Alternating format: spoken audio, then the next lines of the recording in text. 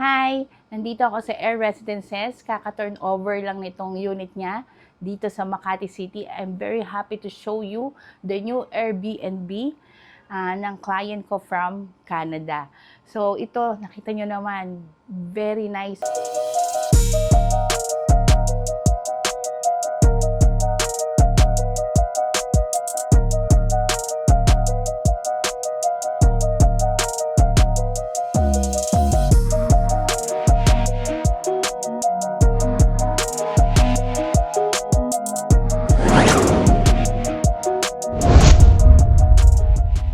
Actually, this is a one-bedroom unit of Air Residences. Ang ginawa na lang po nila, inalis nila yung divider, kaya po naging ganito kaganda yung design. Ang mga inspiration po nito, like sa ating bahay na tisa, ayan, ayan. Yan, kita nyo, yan. Okay, tapos ito naman po, yan, yan, Filipino design po yan, ito. Okay. Yan. Ang team ng interior design na to is kultura.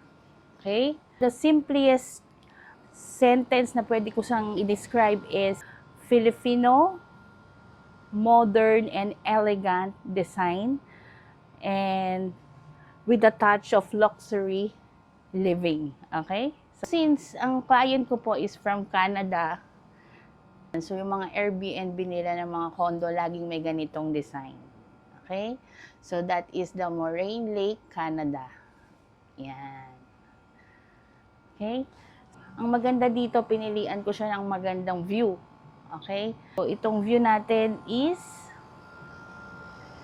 nandito kasi tayo sa 56th floor. Yan. May enjoy nyo po ang view ng Manila. At the same time, yung MOA. Yan, yung malayo dyan. Yung city skyline. Yan. So, feel nyo talaga yung pakiramdam dito. Nakita nyo na yung buong world. Ayan, o, tingnan nyo. So, ngayon kasi medyo makilimlim kasi December. Kaya, medyo ano lang siya, foggy.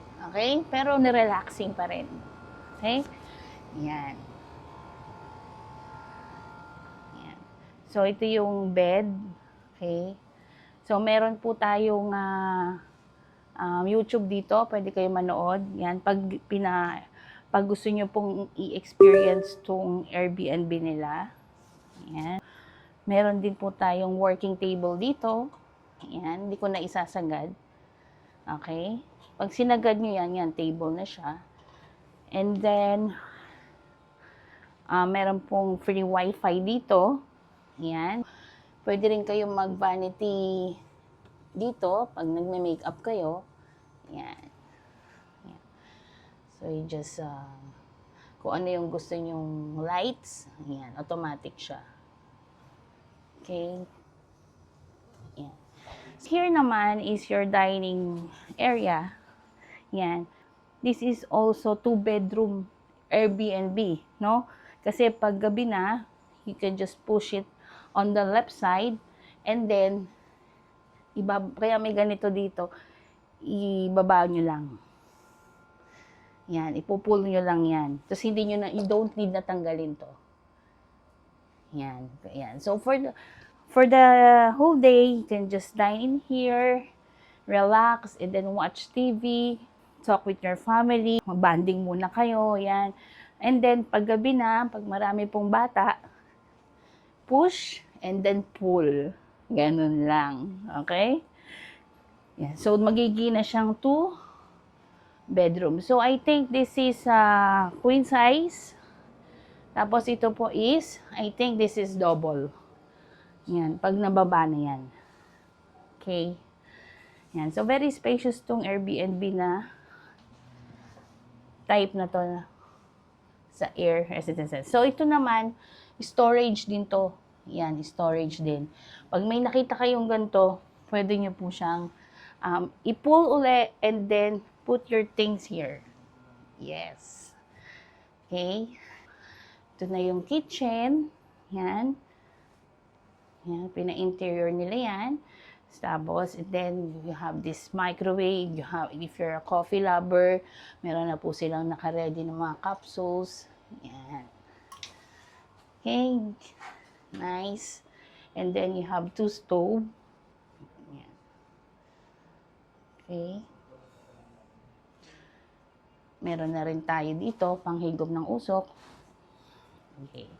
So, exciting part, meron ka na namang mirror. So, that's the power of interior design, no? The small space, magagawan mo siya ng paraan to do anything. Okay? You can be resourceful sa yung property, sa yung condo, basta't naka-interior design. Here, feel na feel mo talaga ang Filipino, modern, and elegant design na ito, na interior. Yan. So, you have these copy shells. Yan. Parang yung kala mo, sa labas nito, hindi Makati eh. Pakiramdam ko, nasa vegan ako. Okay? Pag tumingin naman ako dito, kala mo, nasa probinsya ako.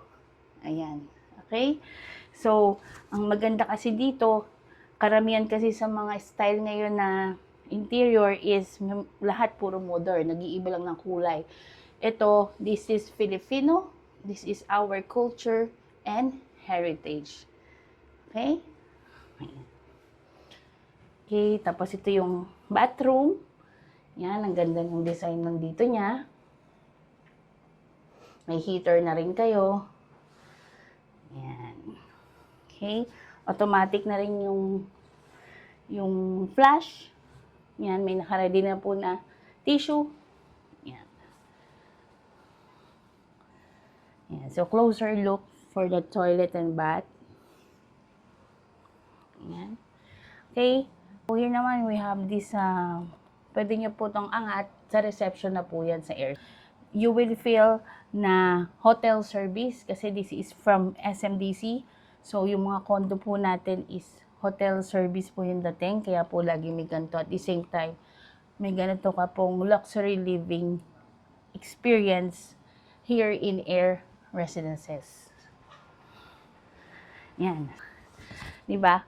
So, yung space natin, naging productive siya. Marami kang magagawa pag pina-Airbnb to.